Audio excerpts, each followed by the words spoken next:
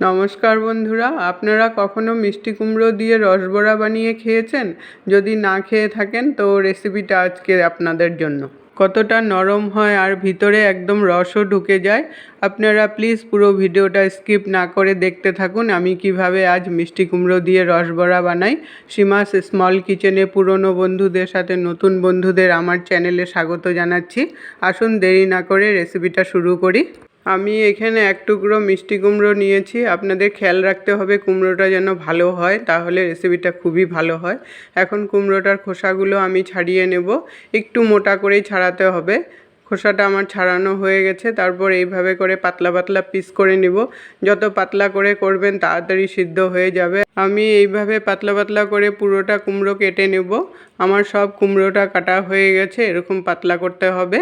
এখন যেগুলো পিস একটু মোটা মোটা হয়েছে পিছনটা একটু চাকু দিয়ে চিড়ে চিড়ে দিলাম, কারণ পিছনটা একটু শক্ত থাকে। এখন আমি বাটিতে জল বসিয়েছি, জলটা আমি ফুটতে দিব।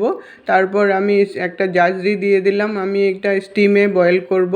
স্টিমে বয়েল করলে কুমড়োটার ভিতরে জল ঢুকে যাবে না। আর যদি এমনি জলের মধ্যে বয়েল করেন তাহলে কুমড়োর মধ্যে জল ঢুকে যায়, তখন অন্য কিছু বেশি করে মিশাতে হয় আর শক্তও হয়ে যায় বড়াটা।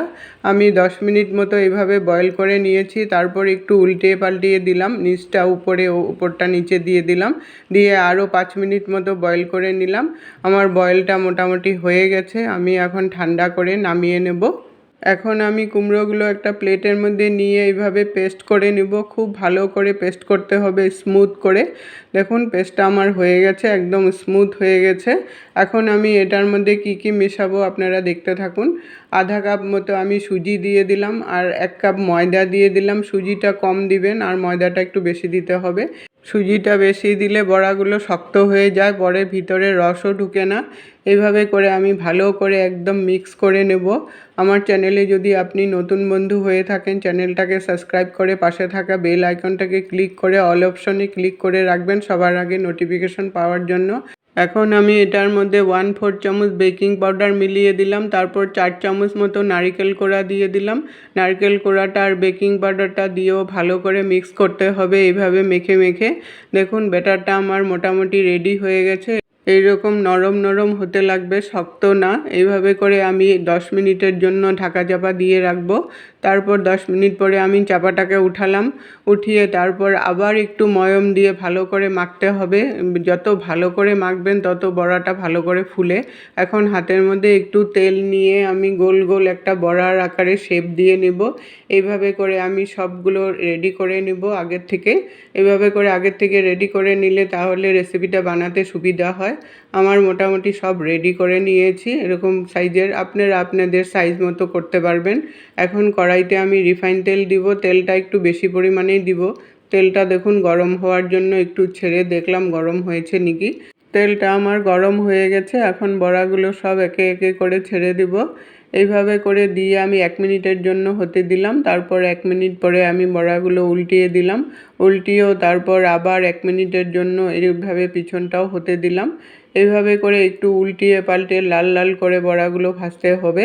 আমার বড়াগুলো মোটামুটি ভাজা হয়ে গেছে। এখন আমি নামিয়ে নিলাম। এইভাবে করে আমি বাকি বড়াগুলোও ভেজে নামিয়ে নেব। আপনারা হয়তো রসবড়া অনেকভাবেই বানিয়ে খেয়েছেন, কিন্তু এইভাবে করে একবার বানিয়ে খেয়ে দেখবেন, খুবই ভালো লাগে। আমার বড়াগুলো সব ভাজা হয়ে গেছে।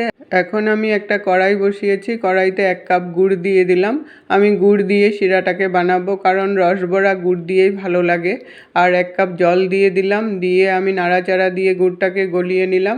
তারপর 2টো এলাচ থেতো করে দিয়ে দিলাম। এলাচের গন্ধ হলে শিরার মধ্যে তখন খুবই ভালো লাগে। গুড় জাল দেওয়ার পরে এইভাবে করে উপরে ফেনা চলে আসে, ফেনাটাকে একটু ফেলে দিতে হয়। তারপর আমি 5 মিনিটের মতো জাল দিয়ে নেব। এইভাবে করে একটু সময় নিয়ে জাল দিতে হবে। একটু খুব পাতলাও হবে না আর খুব ভারীও হবে না, এরকম পাতলা শিরা বানাতে হবে। আমার শিরাটা জাল হয়ে গেছে। এখন বড়াগুলো আমি ছেড়ে দিলাম। ছেড়ে দিয়ে ভালো করে নেড়ে চেড়ে মিশিয়ে দিলাম শিরার সাথে।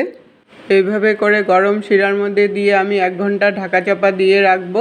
1 ঘন্টা পরে আমি চাপাটাকে উঠিয়ে যেটুকু শিরা থাকে ওইটুকু আরেকটু জাল দিয়ে নিব, জাল দিয়ে শুকিয়ে নিব। এভাবে করে পুরো শিরাটাকে আমি শুকিয়ে নিলে তারপর জুসি জুসি ভাব এসে যায়। আমি তারপর ঢাকা দিয়ে ঠান্ডা করে নামিয়ে নিলাম। আজ আমি মিষ্টি কুমড়ো দিয়ে রসবড়া বানালাম। দেখুন কতটা নরম হয়েছে আর একদম রসও ঢুকেছে। এইভাবে করে আগের থেকে রসবড়া বানিয়ে রেখে দিলে বাড়িতে কোনো গেস্ট আসলে গেস্টকে খাওয়াতে পারবেন। কেউ বুঝতেই পারবে না এটা মিষ্টি কুমড়ো দিয়ে যে বানানো হয়েছে। দেখুন কতটা নরম হয়েছে। রেসিপিটা কেমন লাগলো বন্ধুরা কমেন্ট করে জানাবেন। যদি ভালো লেগে থাকে লাইক দিয়ে শেয়ার করে সবাইকে দেখার সুযোগ করে দেবেন। এতক্ষণ সঙ্গে থাকার জন্য আপনাদেরকে অসংখ্য অসংখ্য ধন্যবাদ। আবার দেখা হবে নতুন রেসিপির সাথে।